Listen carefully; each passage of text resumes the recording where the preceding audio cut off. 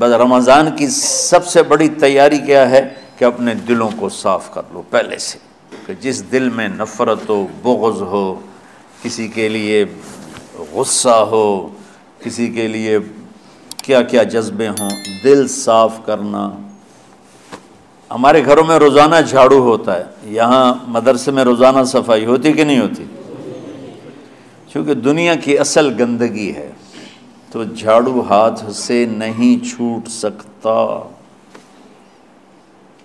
حرم شریف میں دیکھا کیسے چاروں طرف خدام پھر رہے ہوتے ہیں برش لے کر، تو دل پہ غبار ایسے آتا ہے جیسے صحن میں غبار آتا ہے،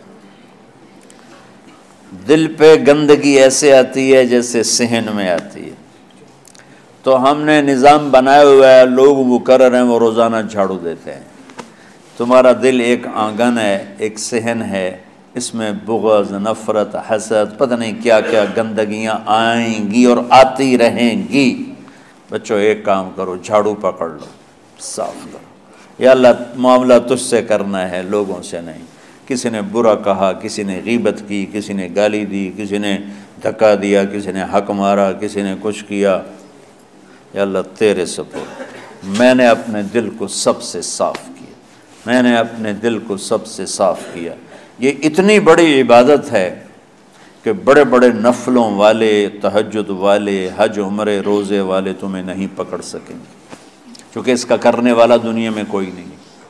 نفل پڑھنے والے تو بے شمار ہیں، عمرے کرنے والے بے شمار ہیں، علماء بے شمار ہیں، حاجی بے شمار ہیں، سخاوت کرنے والے بے شمار ہیں، لیکن اس ٹکڑے کو صاف کرنے والا لاکھوں میں ایک بھی نہیں ہے۔ مشکل کام ہے، آپ یہ سیکھ لیں، صاف کرو، صاف کرو، صاف کرو۔ یہ رمضان کی سب سے بڑی تیاری اور علم کو حاصل کرنے کی سب سے بڑی چابی ہے کہ اپنے دل کو کھلا کر لو۔ کوئی چیز خالی ہوگی تو کچھ آئے گا۔ جس دل میں بغض بھرا ہو، نفرت بھری ہو، حسد بھرا ہو، کینہ بھرا ہو، اس میں خاک آئے، اس میں تو علم کی ایک کرن بھی نہیں آئے گی۔ اس زبان سے چاہے جتنے مرضی موتی بکھیرے، دل اس کا اندھا ہوگا۔ لا تعمى الابصار ولكن تعمى القلوب التي في الصدور۔ یہ آنکھوں سے اندھے نہیں، دل سے اندھے ہیں۔ تو بچوں اپنے دل کو صاف کرنا سیکھو۔ وہ کتنی مشہور حدیث ہے، آپ نے کہا اس دروازے سے ایک جنتی آ رہا ہے، تو ایک انصاری صحابی داخل ہوئے، جوتا ہاتھ میں، داڑھی میں وضو کا پانی۔ اگلے دن اس دروازے سے ایک جنتی آ رہا ہے، تو ایک صحابی آئے، ہاتھ میں جوتا، داڑھی میں وضو کا پانی، وہی صحابی۔ اگلے دن اس دروازے سے ایک جنتی آ رہا ہے، تو وہی صحابی 3 دن جنت کی بشارت لی انہوں نے۔ اس صحابہ کی جماعت میں ایک شخص ہیں جن کا نام ہے عبداللہ بن عمرو بن عاص۔ ان سے بڑا عبادت گزار صحابہ میں کوئی نہیں تھا، نہ سابقین میں نہ متاخرین میں، نہ پہلوں میں نہ بعد والوں میں۔ ان کی عبادت کیا تھی؟ ساری رات جاگنا، سارے دن کا روزہ، اور ایک ختم قرآن صبح سے شام تک۔ اتنی اللہ نے طاقت دی تھی۔ پھر وہ غلوب والی بات آ گئی، ایکسٹریم ہونے والی بات آ گئی۔ ان کی شادی والی رات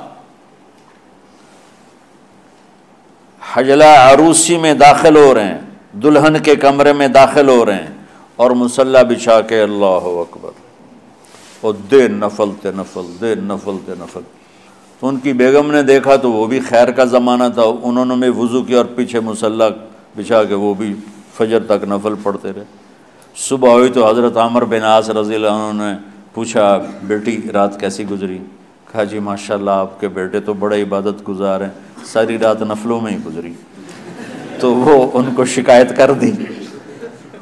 حضرت عمرو بن عاص کو اتنا غصہ چڑھا، بیٹے کو تو کچھ نہیں کہا، کتنی حکمت کی بات ہے، سیدھے گئے اللہ کے نبی کے پاس، یا رسول اللہ یہ عبداللہ دیکھیں کیسا نادان ہے، اس کی شادی کی ساری رات نفل پڑھتا رہا۔ تو آپ کہتے ہیں ماشاءاللہ ماشاءاللہ کتنی بڑی بات ہے۔ نفلوں میں گزر گئی، رات بھی نفلوں میں گزر گئی۔ تو آپ نے حضرت عبداللہ بن عمر کو بلا کے ڈانٹا کہ تو نے مہینے میں 3 دن روزے رکھنے ہیں، بس اس سے زیادہ نہیں رکھنے، اور ہفتے میں 1 قرآن ختم کرنا ہے۔ کہا یا رسول اللہ میرے اندر طاقت زیادہ ہے۔ پھر اچھا 15 دن روزے رکھنے، کہ نہیں میرے اندر طاقت زیادہ ہے۔ آپ اس کو تھوڑا تھوڑا کر کے گھٹاتے رہے، اور وہ ہر دفعہ نہیں یا رسول اللہ میرے اندر طاقت زیادہ ہے۔ تو آخر میں آپ نے کہا اچھا چلو صوم داؤدی پہ آ جاؤ، 1 دن روزہ رکھو، 1 دن افطار کرو، اور 3 دن سے پہلے قرآن ختم نہیں کرنا۔ تو آپ نے اس کو پیچھے کیا۔ یہ بیٹھے تھے اس محفل میں، ان کے دل میں آیا کیا یہ بزرگ مجھ سے زیادہ عبادت کرتے؟ رات میں ساری جاگتا ہوں، دن روزہ رکھتا ہوں، 1 ختم کرتا ہوں، تو جنت کی بشارت تو مجھے ملنی چاہیے تھی، ان کو کیسے مل رہی؟ یہ کسی کتاب میں نہیں لکھا کہ یہ ان کا جذبہ تھا، لیکن جو کہ میں ان کی سیرت کو جانتا ہوں تو مجھے خیال آتا ہے کہ ان کی نفسیات میں یہ بات آئی ہوگی، چونکہ صرف انہی کو خیال آیا کہ میں جا کے دیکھتا ہوں کہ یہ بزرگ کیا کرتے ہیں۔ تو ان کے پاس پہنچ گئے، چاچا ذرا، وہ ادھیڑ عمر تھے، چاچا وہ میرے ابا تھوڑے ناراض ہیں، تو کچھ دن آپ کے پاس گزار لوں؟ کا بیٹا بسم اللہ آ جاؤ۔ اب رات ہوتے ہی عشاء کی نماز پڑھ کے انہوں نے جلدی سے چادر اوپر لی اور یوں سراغ کر کے ان چاچا کو دیکھنے لگے ایسے کر کہ اب یہ کیا ساری رات سجدہ کرے گا، اور ساری رات روتے روتے روتے روتے مصلی گیلا ہو جائے گا، یا ساری رات رکوع کرے گا، ساری رات قیام کرے گا، ساری رات قرآن پڑھے گا، اس تصور سے یوں دیکھ رہے۔ اور وہ بزرگ صحابی تشریف لائے، سرانے پہ سر رکھا، اللہم بسمک اموت و احیا، ہو گئے۔ اب یہ دیکھ رہے ہیں ابھی اٹھیں گے، ابھی اٹھیں گے، ابھی اٹھیں گے، اٹھے نا، فجر کی اذان پہ اٹھے۔ اب یہ تو حیران پریشان ہو گئے کہ یہ کیا ہو؟ اس زمانے میں تو منافق تہجد نہیں چھوڑتے تھے ڈر کے مارے کہ پتہ نہ چل جائے ہمارے کفر کا۔ تو یہ چاچا جنت بھی لے گیا تو ستا بھی پیا کہ چلو کل دیکھوں گا۔ اگلی رات پھر چادر سر پہ کر کے اور یوں سوراخ کر کے لیٹے ہوئے اور دیکھ رہے۔ چاچا پھر تشریف لائے اور سرانے پہ سر رکھا، اللہم بسمک اموت و احیا، ہو گئے۔ فجر کی اذان پہ اٹھے، یہ اور پریشان ہو گئے کہ میرا نبی کا فرمان تو سچا ہے، اس میں تو شک بھی کفر ہے، لیکن عمل کیا ہے جس پر اس کو جنت کی بشارت ملی؟ 2 رکعت نفل بھی نہیں۔ اور آج کے دور میں تم میں سے ماشاءاللہ اکثر بچے تہجد پڑھتے ہیں کہ 1 رات اور دیکھوں گا، تیسری رات اللہم بسمک اموت و احیا، ہو گئی ساری رات۔ تو تیسری رات پھٹ پڑے عبداللہ بن عمر، کہنے لگے چاچا میری ابا سے کوئی لڑائی نہیں تھی، 3 دن میں تیرے بارے میں سنتا رہا، جنتی جنتی جنتی۔ میں دیکھنے آیا تھا کہ آپ کیا کرتے ہیں، آپ تو کچھ بھی نہیں کرتے ہو، ساری رات سوتے رہتے ہو، اب کیا کرتے ہو؟ انہوں نے کہا بیٹا یہی ہے جو تم نے دیکھا ہے۔ اب ان کو سمجھ میں نہیں آ رہا کہ یہ جوڑ کیسے بٹھاؤں، ادھر جنت کی بشارت، ادھر ساری رات خراٹے، اب یہ اس میں جوڑ کیسے بٹھاؤں، کیونکہ نبی کی بات تو غلط ہو نہیں سکتی۔ تو اب وہ نا ایسے نا بڑے بے دل سے ہو کر واپس مڑے، پتہ نہیں کی چکر ہوئے گی کوئی گل۔ جب وہ دروازے تک پہنچے تو کہنے لگے بیٹا ادھر آنا، واپس آ گئے۔ کہا میں تمہیں اصل راز کی بات بتاتا ہوں۔ کہا کیا ہے کیا ہے؟ تو یہاں ہاتھ رکھا، کہا یہ جو دل ہے نا اس میں کسی انسان کی نفرت نہیں۔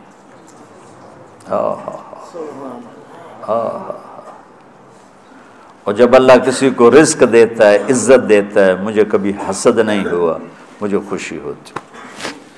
تو عبداللہ بن عمر نے کہنا تھا ہاں یہ بات ہے، نہیں، انہوں نے کہا ہاذا ہوا، اچھل کے کہنے لگے ہاذا ہوا، ہاں ہاں ہاں ہاں یہی ہے یہی ہے یہی ہے۔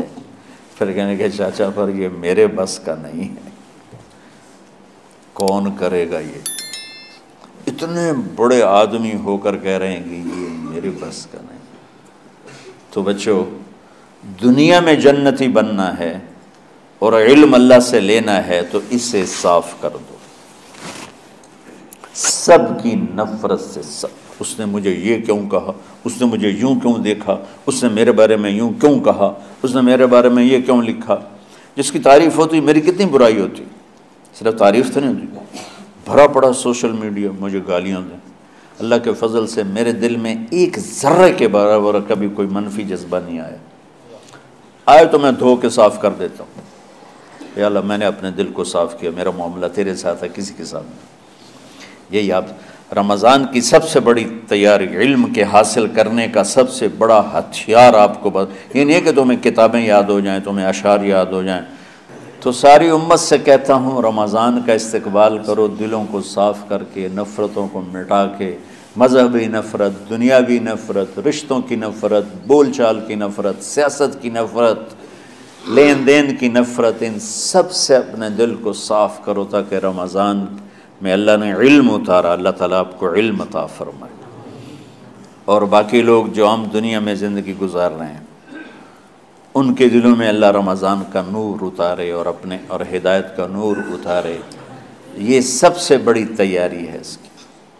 اور کسی سے گلہ ہے، غصہ ہے، ناراضگی ہے، کسی سے بولتے نہیں ہو، ابھی سے شعبان آ چکا ہے، آپ شعبان سے رمضان کی تیاری شروع فرما دیتے تھے، تو اس کی تیاری کیا ہے؟ وہ دلوں کو صاف کرو، معاف کرو، معافی مانگو، تمہارا قصور نہیں پھر بھی معافی مانگ لو، دلوں کو صاف کرو، اور اللہ سے سخاوت مانگو کہ اللہ کو سخی بھی پسند ہے اور صاف دل والا بھی پسند ہے۔